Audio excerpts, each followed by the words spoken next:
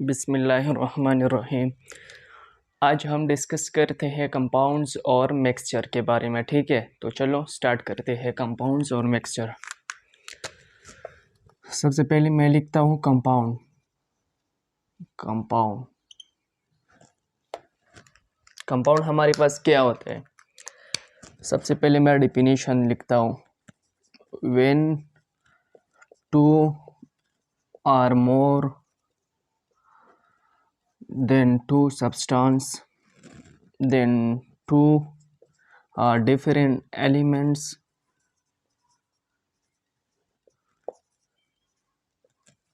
क्या चीज़? Different elements क्या होते हैं? Are chemically combine. केमिकली दो या दो से ज़्यादा डिफरेंट एलिमेंट्स केमिकली कंबाइन हो जाते हैं। Combine in a fix ratio by mass. By mass.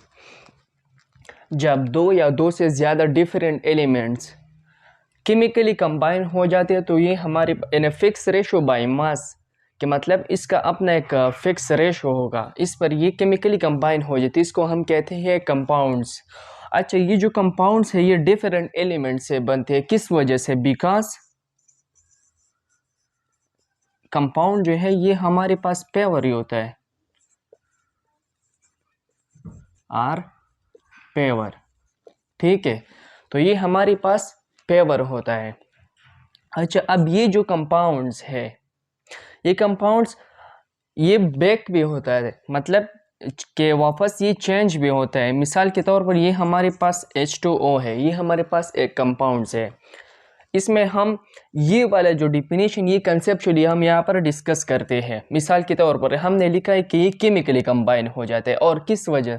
Fix ratio by mass. तो यहाँ पर इसके जो फिक्स रेशो है वो 2:1 है। ठीक है, अब हम इसके साथ अगर एक और भी ऑक्सीजन ऐड करते हैं तो ये बनते हैं हमारे पास H2O2, हाइड्रोजन पेरोक्साइड भी बनते हैं। ठीक है, तो ये हमारे पास बेक हो गया कि नहीं? Hydrogen peroxide. अब हमारे पास को दो और भी इस तरह के कंपाउंड है जो हम इसके नाम लिखते हैं। ठीक है, एक है हमारे पास sodium chloride. Sodium chloride sodium chloride NaCl। ठीक है, दूसरा है हमारे पास sodium carbonate, sodium hydroxide sorry. ये हमारे पास क्या है? ये हमारे पास कंपाउंड्स है। ठीक है, सो कंपाउंड्स हमारे पास क्या है? When the two are more than two different elements, जब ये दो या दो से ज़्यादा, यहाँ पर देख ले, दो या दो से ज़्यादा एलिमेंट्स जो कंबाइन हो जाते हैं in fix ratio by mass. यहाँ पर फिक्स रेशो तो आपको नज़र आते हैं 2:1 है ना, तो इसको हम कहते हैं कंपाउंड्स। अच्छा, ये जो कंपाउंड्स है ये डिफरेंट एलिमेंट से बनता है। फिर इसका एक और भी खासियत है कि ये जो कंपाउंड बनते ये अपने एलिमेंट्स से भी डिफरेंट होता है। मतलब यहाँ पर आपको हाइड्रोजन भी नज़र आता है और ऑक्सीजन, लेकिन इसके जो कम्बिनेशन है, इसकी जितनी भी खासियत है वो हाइड्रोजन और ऑक्सीजन से डिफरेंट है। मिसाल के तौर ये जो H2O है, H2O के जो खासियत होते हैं वो हाइड्रोजन और ऑक्सीजन से मुख्तलिफ अपने कंस्टिट्यूट वाले पार्टिकल से भी डिफरेंट होता है। ठीक है, अब दूसरा हमारे पास जो टॉपिक है वो है mixture.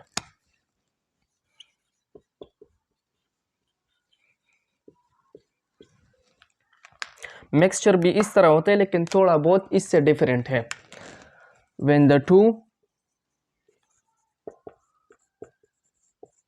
are more substances,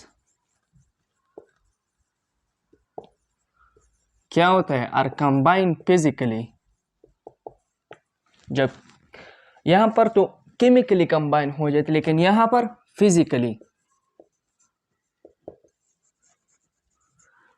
physically जब दो या दो से ज़्यादा सब्सटेंस कंबाइन हो जाते हैं तो इसको हम कहते हैं मिक्सचर कहते हैं।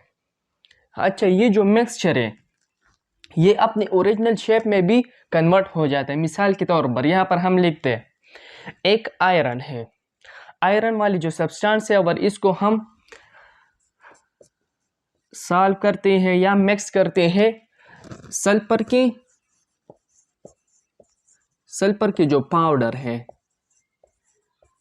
इसके साथ, जब हम ये मिक्स करते हैं आयरन वाले सब्सटेंस तो क्या हो जाता है कि यहाँ पर जब हम मैग्नेट को जब हम अटैच करते हैं तो यहाँ पर ये जो मिक्सचर बनता है आयरन और सल्फर के पाउडर वाले, तो यहाँ पर आयरन की जितनी भी सब्सटेंस है वो मैग्नेट अपनी तरफ खींच लेता है, अट्रैक्ट करता है। तो मतलब ये अपनी ही तरफ क्या है, ओरिजिनल शेप में कन्वर्ट होता है। ठीक है, तो मिक्सचर में हमारे पास एक ये भी खासियत होता है कि यहाँ पर डिफरेंट एलिमेंट्स या सब्सटेंस जो है यहाँ पर कंबाइन हो जाती है, लेकिन ये एक ओरिजिनल शेप में कन्वर्ट हो जाता है बाद में।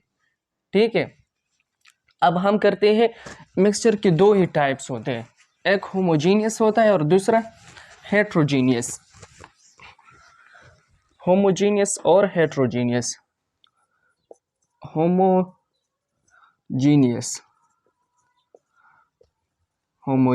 मिक्सचर। होमोजीनियस मिक्सचर में हमारे पास ये होता है कि ये जो सब्सटेंस कंबाइन होते तो इसका एक खास और यूनिक कॉम्बिनेशन होगा। The substance are combined in a uniform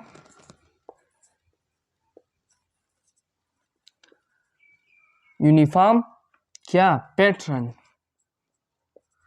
तो उसका क्या होगा, एक यूनिफॉर्म पैटर्न होगा। मिसाल के तौर पर ये NaCl है, ये हम वाटर में डिज़ोल्व करते हैं तो इसका एक ख़ास और यूनिक कंपोजिशन होगा जिसको हम कहते हैं होमोजीनियस मिक्सचर। ठीक है, अब दूसरा हमारे पास है हेट्रोजीनियस मिक्सचर। हेट्रोजीनियस मिक्सचर, तो हेट्रोजीनियस मिक्सचर में हमारे पास नॉन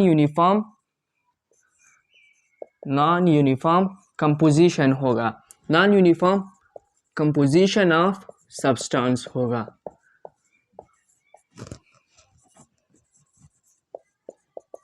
इसका मिसाल कुछ इस तरह है। मिसाल के तौर पर हम सैंड और सीमेंट